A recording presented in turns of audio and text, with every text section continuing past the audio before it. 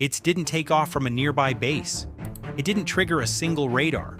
Iran's most advanced air defense system, the Russian-built S-300, was fully active, fully online, watching the skies, and it saw absolutely nothing. And then the ground shook. Pause. Let that sink in. What you just imagined? That actually happened. On the night America decided Iran had gone too far, it didn't send missiles from a ship. It didn't launch a drone strike.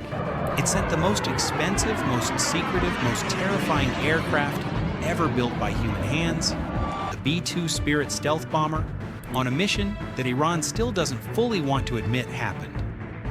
Tonight we're going inside that mission. The planning, the aircraft, the bombs so powerful they were designed to crack open mountains. The moment the explosions happened, and what it means for the world right now. Stay with me, because this story, it's unlike anything you've heard before. Before we get to Iran, you need to understand the weapon America chose. Because the B-2 Spirit is not just a bomber. It is arguably the single most advanced machine the human race has ever put into the sky. Here are the facts, and they will blow your mind. The B-2 has a wingspan of 172 feet, wider than a Boeing 747. But from the front, it's almost invisible, not because it's small, because of its shape, a perfect flying wing design with no vertical tail, no sharp edges, nothing for radar waves to bounce off of. Its radar cross-section, meaning how big it looks on enemy radar, is roughly the size of a golf ball. A golf ball, for an aircraft the size of a football field. It was developed in complete secrecy through the 1980s under a black budget program. The American public didn't even know it existed until 1988. The engineers who built it couldn't tell their own families what they were working on. Only 20 were ever built. Each one costs $2.1 billion. That's not a typo. $2.1 billion per aircraft. It can carry 40,000 pounds of bombs, including nuclear weapons. It can fly 6,000 miles without refueling. It can strike any target on Earth from its home base in Missouri and return in a single mission lasting over 30 hours. And the thing that makes it truly terrifying? The crew lands, gets a meal, sleeps, and the enemy finds out the next morning when satellite images show their facility is gone. This is America's ghost, and Iran was about to meet it. To understand why the B-2 was sent, you need to understand what Iran was doing underground. For years, Iran had been telling the world its nuclear program was peaceful. Civilian energy, medical research, nothing more.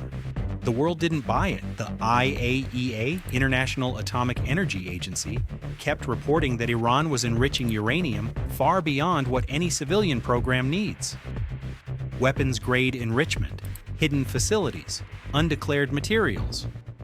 Iran had 3 major nuclear sites that had American and Israeli intelligence extremely worried. Natanz, Iran's main enrichment plant, thousands of centrifuges spinning underground, enriching uranium 24 hours a day. Isfahan, a nuclear conversion facility, where uranium gets processed into the material that feeds those centrifuges. And then there was Fordo. Fordo was the nightmare, built deep inside a mountain near the holy city of Qom, carved into solid rock, buried under 80 to 90 meters of earth and stone.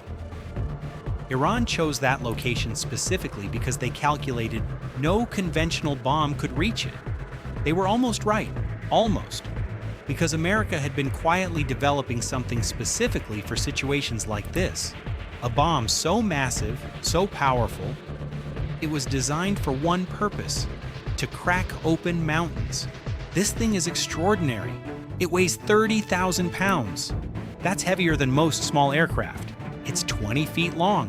It has a specially hardened steel casing designed to punch through reinforced concrete and solid rock before detonating. How deep can it go? 200 feet into the earth before it explodes. Fordow was buried at 80 to 90 meters. You do the math. Here's what makes it even more remarkable. Only one aircraft in the world can carry the MOP. Not the F-15, not the B-52, not any other bomber in any air force on the planet. Only the B-2 Spirit. It was as if America built the lock and the key at the same time, and kept both secrets for decades, waiting for the moment they'd be needed. That moment had arrived. The operation didn't happen overnight. Months of intelligence gathering, weeks of mission planning, target coordinates verified and re-verified by satellite, weather windows analyzed, Iranian air defense schedules studied. The B-2s launched from Diego Garcia, America's strategic island base in the Indian Ocean, far enough from Iran that no one would connect the dots, close enough to make the mission viable. Accompanying them, EA-18G Growler electronic warfare jets to jam Iranian radar and communications. F-22 Raptors on fighter escort, though the B-2 would almost certainly never need them. KC-135 tankers for aerial refueling in the dark over the ocean. And in the Persian Gulf, a full carrier strike group on standby. Ready? Watching. Iran's air defenses were active. The S-300 system, one of the most capable surface-to-air missile systems ever made, was online, scanning. The B-2S crossed into Iranian airspace. The S-300 saw nothing. At Fordow, the B-2 reached its release point. The bomb bay doors opened. The MOP dropped, accelerating, drilling through the air, hitting the mountain, driving through rock and earth, 200 feet down, then detonation. The mountain shook, tunnels collapsed. Equipment was destroyed not by fire, but by pure, overwhelming concussive force from deep underground. Then it happened again at Natanz. And by the time Iranian commanders were screaming into their radios, trying to understand what just happened, the B-2 was already hundreds of miles away, climbing back into the dark sky, heading home. Iran never saw it arrive. They barely understood it when it left. Iran's response was fast and furious. Within hours, the IRGC, Islamic Revolutionary Guard Corps, launched a barrage of ballistic missiles at American military bases in Iraq and Syria. The missiles flew, and then one by one, America's THAAD and Patriot missile defense systems knocked them out of the sky. Iranian state television showed footage of the launches, but they didn't show the intercepts. Iran's supreme leader gave a furious public statement. The Iranian parliament erupted. Protests broke out, some against America, some, quietly, against the Iranian government itself, from Iranians who were tired of their country being brought to the edge of war again and again. But here's the cold truth. Iran pulled back from full escalation.